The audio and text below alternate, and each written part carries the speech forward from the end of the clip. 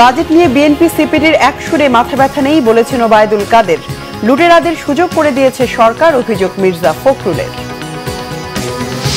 সামনে সরকারকে চ্যালেঞ্জের মুখে পড়তে হবে, সানেমের পর্যালোচনা, কালো টাকা অবাধে সাদা না করে অবৈধ ইনকাম বন্ধের পরামর্শ। ঈদ সামনে রেখে জাল টাকা ছড়ানো চক্রের 4 জন গ্রেফতার, এবার চাহিদা বেশি 100 ও 200 টাকার নোটের জিজ্ঞাসাবাদের তথ্য।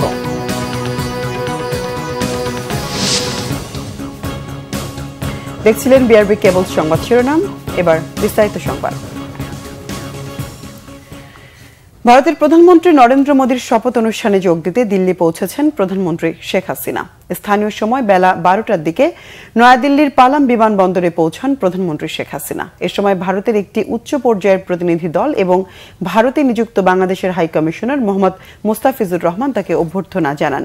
এর আগে সকাল 10:15টায় হযরত শাহজালাল আন্তর্জাতিক বিমানবন্দর থেকে বাংলাদেশ বিমানের একটি বিশেষ ফ্লাইটে দেশ ত্যাগ করেন তিনি। সংসদ উপনেতা বেগম মতিয়া চৌধুরী, মুক্তিযুদ্ধ বিষয়ক মন্ত্রী আকমা মোজাম্মেল হক, সড়ক পরিবহন ও সেতু মন্ত্রী ওবায়দুল কাদের সহ মন্ত্রিসভার সদস্যরা বিমানবন্দরে প্রধানমন্ত্রীকে বিদায় জানান। এর আগে বুধবার টেলিফোনে তৃতীয়বারের মতো নির্বাচিত ভারতের প্রধানমন্ত্রী নরেন্দ্র মোদী শপথ গ্রহণ অনুষ্ঠানে যোগ দেওয়ার জন্য বাংলাদেশের প্রধানমন্ত্রীকে আমন্ত্রণ জানান। প্রধানমন্ত্রীর এই সফরে দুই নেতার একান্ত বৈঠকেরও কথা রয়েছে। নরেন্দ্র মোদীর শপথ গ্রহণ অনুষ্ঠানে যোগদান শেষে 10 জুন দেশে ফিরবেন প্রধানমন্ত্রী।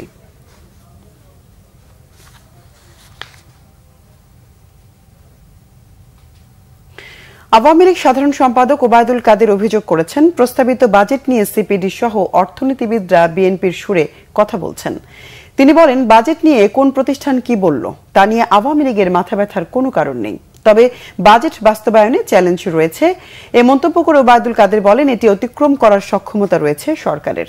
মাইনুল শোভনের রিপোর্ট।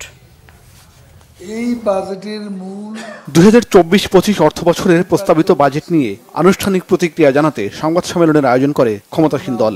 এতে আওয়ামী লীগ সাধারণ সম্পাদক ওবায়দুল কাদের দাবি করেন, 2009 সালে ক্ষমতায় আসীন হয়ে 2 বছরের মধ্যেই মূল্যস্ফীতি দমন করেছিল আওয়ামী লীগ। এরই ধারাবাহিকতায় এবারে প্রস্তাবিত বাজেটের মূল লক্ষ্য মূল্যস্ফীতি নিয়ন্ত্রণ ও অর্থনৈতিক সংকট দূর করা। কালো টাকা সাদা করার সুযোগের বিষয়ে বিভিন্ন মহলের সমালোচনার জবাব দেন ওবায়দুল কাদের। বলেন, এর ফলে ব্যাংকিং খাতে অর্থ প্রবাহ বাড়বে, এটির সুযোগে দুর্নীতি বাড়ার সম্ভাবনাও নাকচ করে দেন তিনি। অনেকের হাতে গোপন টাকা উদ্ধার করতে বাজেটে কালো টাকা সাদা করার সুযোগ আছে।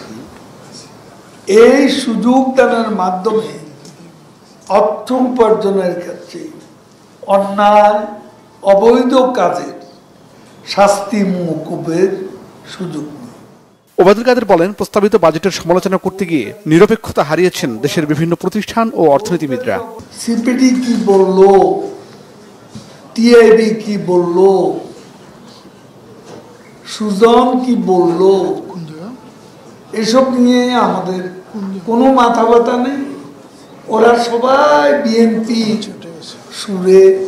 সুর মিলিয়ে কথা বলে। অর্থনীতিবিদও এখন পোলারাইজড হয়ে গেছে। এখানে বিএনপি মার্কা অর্থনীতিবিদ। ওবায়দুল কাদের বলেন, 5 বারের বিশ্ব চ্যাম্পিয়ন বিএনপি নেতাদের মুখে দুর্নীতির সমালোচনা হাস্যকর, তবে বাজেট চূড়ান্তভাবে পাশ হওয়ার আগে বিভিন্ন মহলের পরামর্শ আমলে নেওয়া হতে পারে বলেও জানান আওয়ামী লীগ সাধারণ সম্পাদক। একটা চ্যালেঞ্জ আছে, সেটা হলো বাস্তবায়নের চ্যালেঞ্জ আমরা স্বীকার করি, এবং বাস্তবায়নের চ্যালেঞ্জ অতিক্রম করার জন্য সরকার এরই মধ্যে কাজ শুরু করেছে।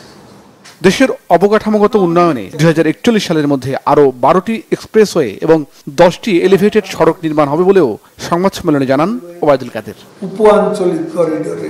মাইনুল শোভন, বাংলা ভিশন, ঢাকা।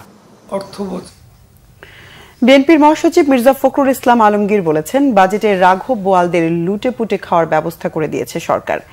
রাঘব বোয়ালদের লুটেপুটে খাওয়ার সুযোগ করে দিতেই বাজেটে কালো টাকা সাদা করার সুযোগ দেয়া হয়েছে। দেশ ভয়ঙ্কর সংকটে দাবি করে তিনি বলেন, ক্ষমতাসীনদের নিপীড়নে দেশের অস্তিত্ব হুমকির মুখে। আরো জানাচ্ছেন জাহাঙ্গীর আকন্দ। মহান মুক্তিযুদ্ধের অন্যতম সংগঠক সিরাজুল আলম খানের প্রথম মৃত্যুবার্ষিকী উপলক্ষে জাতীয় প্রেস ক্লাবে আলোচনা সভা করে জাতীয় সমাজতান্ত্রিক দল জেএসডি। এতে বিএনপির মহাসচিব মির্জা ফখরুল ইসলাম আলমগীর বলেন, সিরাজুল আলম খান ছিলেন মুক্তিযুদ্ধের চালিকা শক্তি। যারা তার অবদান অস্বীকার করতে চায় তারা স্বাধীনতাকে অস্বীকার করে। বাংলাদেশের স্বাধীনতার ইতিহাস তো বিকৃত করাই হচ্ছে। এখানে একটি দল, তার একজন ব্যক্তি একটি দল ছাড়া আর কোনো কিছুরই কোনো অবদান আছে সেগুলো স্বীকারই করতে চায়। যারা এই বাংলাদেশের স্বাধীনতার জন্য কাজ করেছে, সংগ্রাম করেছে, মুক্তির জন্য কাজ করেছে, তাদের সকলকে অবলীলায় অস্বীকার করে। অস্বীকার করে না, তাদেরকে তারা ছোট করে দেখানোর চেষ্টা করে। আমি মান্নার সাহেবের পাশে বসেছিলাম, আমি জিজ্ঞেস করলাম যে সিরাজুল আলম খানের মৃত্যুর পরে আওয়ামী লীগ থেকে কি কোনো শোক বাণী দেওয়া হয়েছিল? উনি বললেন যে না, দেওয়া হয়নি। আপনারা ভাবুন যে কত অকৃতজ্ঞ হলে একটি দল যাদের মূল চালিকা শক্তির মধ্যে এই মানুষটি ছিলেন, তাকে তারা স্মরণ পর্যন্ত করেনি তার মৃত্যুর পরে। 15 বছর পরে প্রত্যেকেই যারা অবদান রেখেছেন, যারা নেতৃত্ব দিয়েছেন, তাদের অবদানকে অস্বীকার করাটা সম্পূর্ণভাবে অকৃতজ্ঞতা ছাড়া কিছু নয়। বাজেটে কালো টাকা সাদা করার সুযোগ দেয়া, মাছ ধরার টোপ, প্রধানমন্ত্রীর এমন বক্তব্যের সমালোচনা করেন মির্জা ফখরুল। 15% যে আপনার কর দিয়ে কালো টাকা সাদা করা হবে, তার জন্য কি নাকি মাছের টোপ, মাছ ধরার জন্য যে টোপ দেওয়া হয়, তাই দুর্নীতিবাজদের ধরার জন্য টোপ দিচ্ছে। হাস্যকর ব্যাপার হচ্ছে যে আমরা তো দেখলাম যে আপনারা এই মাছের টোপ দিয়ে কাদের ধরেন, এবং কেন এখন আপনারা তো নিজেরাই এটার সঙ্গে জড়িত। আপনি বাজেট দেখলেই বুঝতে পারবেন যে রাঘব বোয়ালদের লুটে খাওয়ার আরেকটা ব্যবস্থা করেছেন। এটা এই প্রত্যেক বছর একই ঘটনা ঘটছে, এবং যারা আপনার অর্থনৈতিক বিশ্লেষক তারা বলছেন যে এটা আপনার শুধুমাত্র ক্ষতি ছাড়া আর কিছু করবে না। আজকে এই সমস্ত কথাগুলো বলে একটা ধূম্রজাল সৃষ্টি করে মানুষকে আর কতদিন প্রতারিত করে রাখে তারা। বিএনপির মহাসচিব বলেন, জোর করে ক্ষমতায় টিকে আছে আওয়ামী লীগ। গণতন্ত্র, ভোটাধিকার ফিরিয়ে আনতে ভেদাভেদ ভুলে একজোট হয়ে আন্দোলনের মাধ্যমে সরকার পতনের আহ্বান জানান মির্জা ফখরুল। জাহাঙ্গীর আকন্দ, বাংলা ভিশন, ঢাকা। বিএনপির স্থায়ী কমিটির সদস্য গয়েশ্বর চন্দ্র রায় বলেছেন, প্রস্তাবিত বাজেট হচ্ছে চোর, ঘুষখোর, দুর্নীতিবাজ ও টাকা পাচারকারীদের মোটা তাজা করার বাজেট। বিকেলে নয়াপল্টনে কেন্দ্রীয় কার্যালয়ের সামনে এক মানববন্ধনে তিনি একথা বলেন। দলীয় চেয়ারপারসন বেগম খালেদা জিয়া, বিএনপি নেতা ইঞ্জিনিয়ার ইশরাক হোসেন, স্বেচ্ছাসেবক দল দক্ষিণের সভাপতি জহির উদ্দিন তুহিন সহ নেতাকর্মীদের মুক্তির দাবিতে এই কর্মসূচির আয়োজন করে ঢাকা মহানগর দক্ষিণ বিএনপি। গয়েশ্বর চন্দ্র রায় বলেন, প্রস্তাবিত বাজেটে সাধারণ মানুষের পকেট কাটার ব্যবস্থা রাখা হয়েছে। তিনি বলেন, যার কারণে বিরোধী নেতাকর্মীরা বন্দী আছেন, তাকে ক্ষমতা থেকে সরিয়ে দিলেই তো সবাই মুক্তি পায়। নিজেদের উপর আঘাত এলে পাল্টা আঘাতের জন্য নেতাকর্মীদের প্রস্তুত থাকতে বলেন বিএনপির স্থায়ী কমিটির সদস্য গয়েশ্বর চন্দ্র রায়।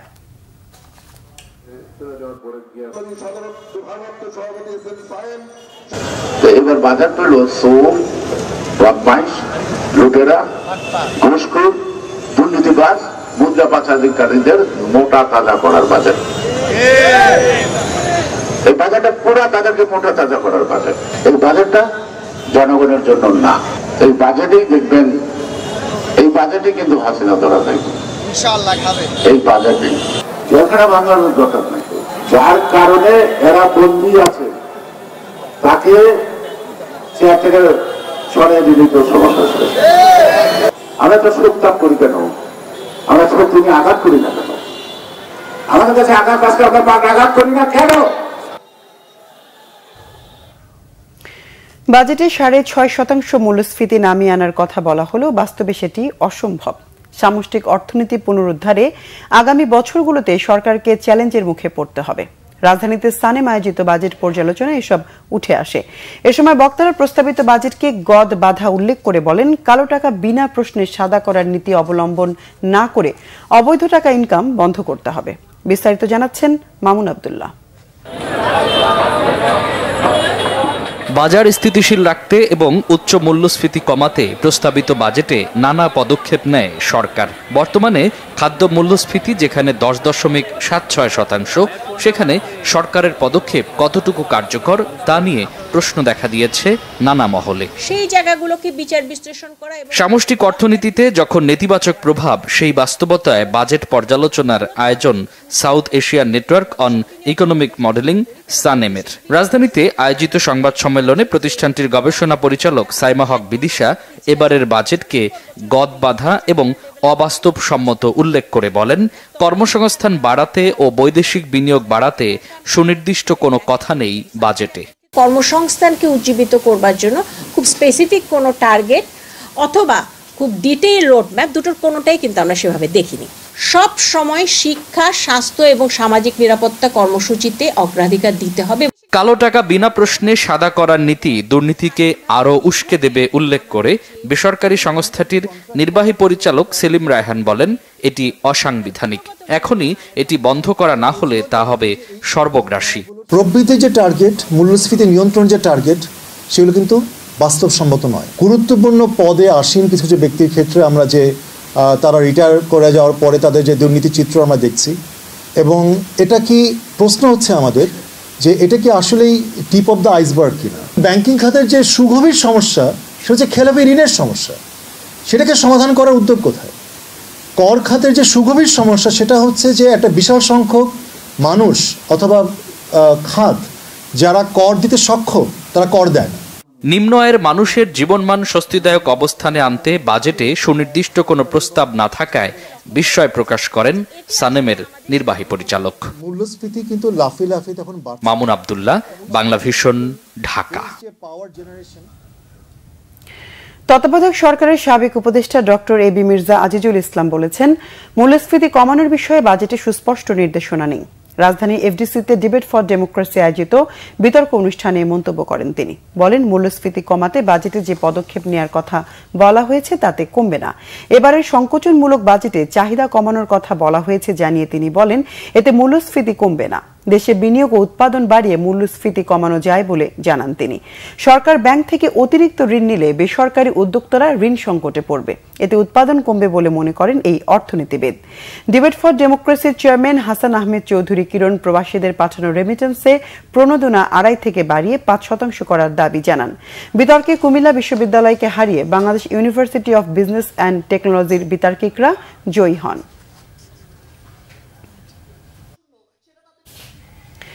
কঠিন পরিস্থিতিতে প্রয়োজন বুঝে বড় প্রকল্প গ্রহণে সরকারের প্রতি আহ্বান জানিয়েছে ব্যবসায়ীদের শীর্ষ সংগঠন এফবিসিসিআই।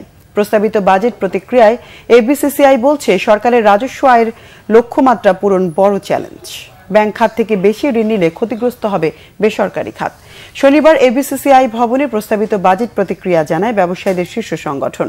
এ সময় সংগঠনের সভাপতি মাহবুবুল আলম বলেন, প্রস্তাবিত বাজেটে নেওয়া লক্ষ্যমাত্রাগুলো রয়েছে চ্যালেঞ্জের মধ্যে।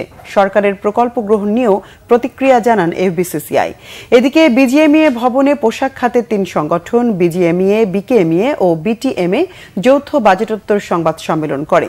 এ সময় বিজিএমইএ সভাপতি এস.এম. মান্নান কোচি বলেন, পোশাক শিল্পের জন্য কিছু নীতি সহায়তা দেয়া হলেও মূল প্রস্তাবগুলো কোনো প্রতিফলন বাজেটে ঘটেনি। প্রস্তাবিত বাজেটে নেওয়া পদক্ষেপগুলো বাস্তবায়িত হলে বিনিয়োগ ও কর্মসংস্থান ব্যাহত হবে বলে শঙ্কা পোশাক খাতের নেতাদের। কোরবানির ঈদকে সামনে রেখে কোটি টাকার জাল নোট বাজারে ছাড়তে সক্রিয় একটি চক্র। রাজধানীতে জাল টাকার কারখানায় অভিযান চালিয়ে 4 জনকে গ্রেফতারের পর এমন তথ্য দেন তারা। কোরবানির ঈদকে সামনে রেখে রাজধানীর দোলাইপাড়ের একটি ফ্ল্যাটে জাল টাকার কারখানার সন্ধান পান গোয়েন্দারা। অভিযানে বিপুল পরিমাণ জাল টাকা ও ভারতীয় রুপি উদ্ধার করা হয়। গ্রেফতার করা হয় জাল টাকা কারবারের মোস্ট ওয়ান্টেড জাকিরকে, সঙ্গে তার স্ত্রী ও 2 মহিলাকেও।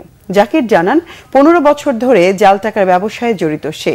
লাভ আর লোভ 2 কারণেই বারবার গ্রেফতারের পরও ছাড়তে পারছেন না এই অবৈধ কারবার। গোয়েন্দারা জানান, গ্রেফতারকৃত জাকিরের 3 জন কর্মচারী রয়েছে এই কারখানায়, যাদের বেতন 2.5 লাখ টাকা। জাল টাকা তৈরি বন্ধে আলাদা ট্রাইব্যুনাল গঠনের দাবি করেন গোয়েন্দারা। স্পিকার ডক্টর শিরিন শারমিন চৌধুরী বলেছেন, গণতন্ত্রকে শক্তিশালী করতে হলে নির্বাহী বিভাগ, বিচার বিভাগ ও সংসদকে শক্তিশালী করা জরুরি।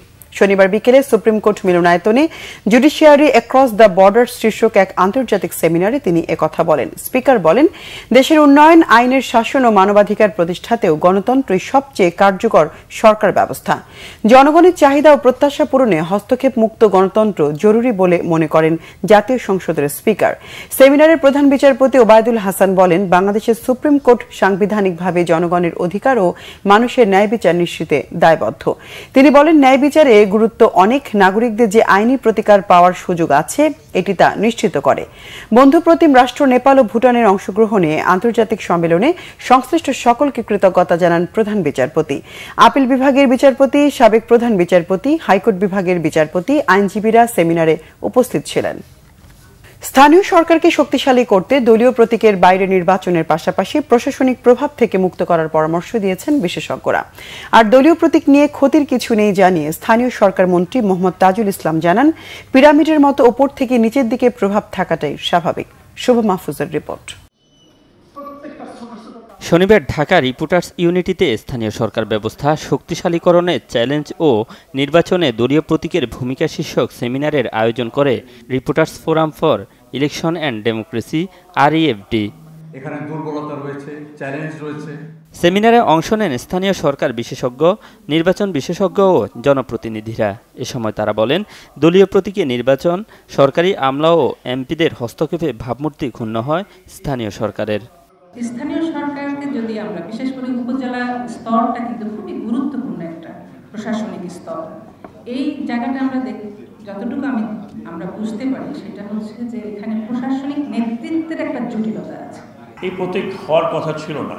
এখন উপজেলা পরিষদ কোনো সিদ্ধান্ত তেমন নিতে পারে না। তার কারণ হচ্ছে মেম্বার পার্লামেন্ট যিনি ওই এলাকার আছেন তিনি হচ্ছে, তাকে ক্ষমতা দেওয়া হয়েছে বা অলিখিত ক্ষমতার মাধ্যমে তিনি হচ্ছেন সুপারভাইসরয়। স্থানীয় সরকারের উপর এমপি ও আমলাদের হস্তক্ষেপ সংবিধান পরিপন্থী বলছেন বিশিষ্টজনরা। মন্ত্রী, সংসদ সদস্য, হুইপ তাদের কারোরই স্থানীয় উন্নয়নে যুক্ত হওয়াটা সংবিধানের পরিপন্থী। এবং এই যে মাননীয় সংসদ সদস্য এখন প্রস্তাব করবেন, এটা কিন্তু তাদের স্থানীয় উন্নয়নে যুক্ত হওয়া। এবং আমি দৃঢ়ভাবে অনুরোধ করছি এই জিনিসটা দেখেন। রাজনীতির উপরে আমরা ন্যাশনাল পলিটিক্সের নেতা আসবে এটা বিশ্বাস করি, অনেকে অতীতে ছিল। এটা একটা রং পলিসি।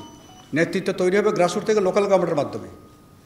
ইউনিভার্সিটি থেকে পাশ করে করিডোর স্লোগান দিয়ে হঠাৎ করে জাতীয় নেতা হয়ে যাবে, এটা তার কিছুই শিখবে না।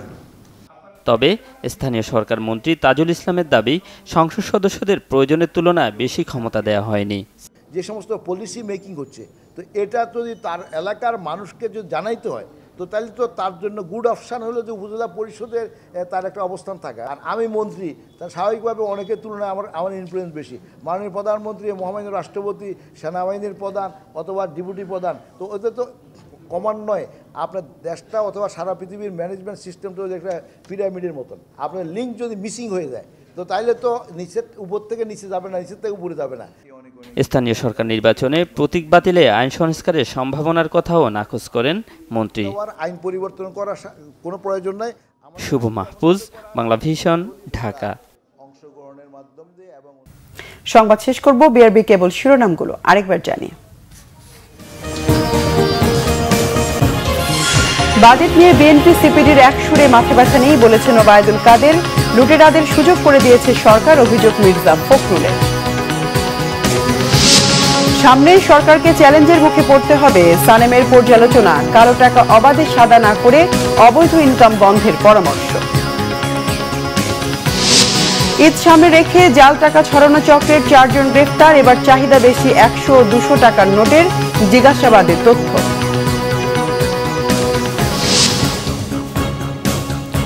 দর্শক, ছিল এখনকার মতো। পরের সংবাদ রাত 10:30। এর আগে 9টায় রয়েছে নিউজ 20।